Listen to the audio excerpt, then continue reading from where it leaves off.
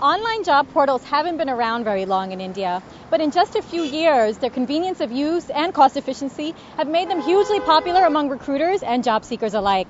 Much of their revenue is derived from companies that post their jobs online and subscribe to other services. But with companies cutting recruiting by as much as 30 to 40% because of the downturn, how are these job portals holding up?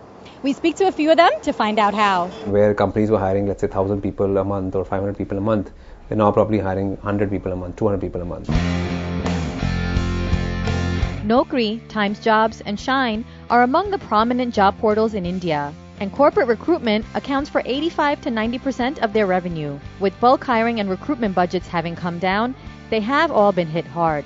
There is, however, a flip side. The number of job seekers has increased, allowing some of these portals to grow their businesses in another direction.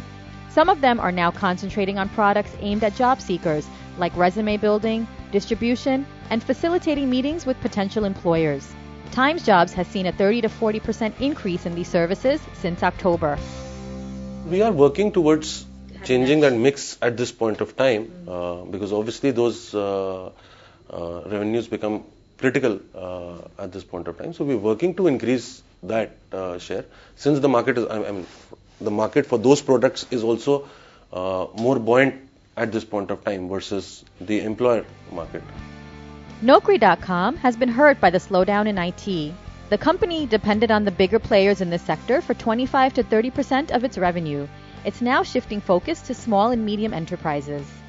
That sector is actually better off compared to the bigger companies because they have no other option but to sort of hire through the internet, and because they're not big spenders, they don't use print, they don't use consultants, they don't use any other source. So we've launched a lot of products for that sector, low value products, low cost products, pay per use kind of options, which make it easier for them to use the internet and easy for them to pay up and as and when they sort of need to pay up and need to use services. So that segment is still doing okay for us. Job portals are banking on the fact that their services can be significantly cheaper than recruiters and print advertisements, and that a huge market still remains to be tapped. Online recruitment still, everyone put together would not be more than 10% of the recruitment industry size.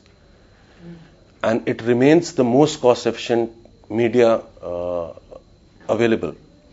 So even if, recruitment shrinks by 40-50%, there is still a scope of this growing, because if people are worried about costs, they could come on to Times Jobs and recruit their costs by almost 90 to 95%. If you want to hire in high volumes, online is very, very cheap, because when you hire through a consultant, for example, you pay per hire.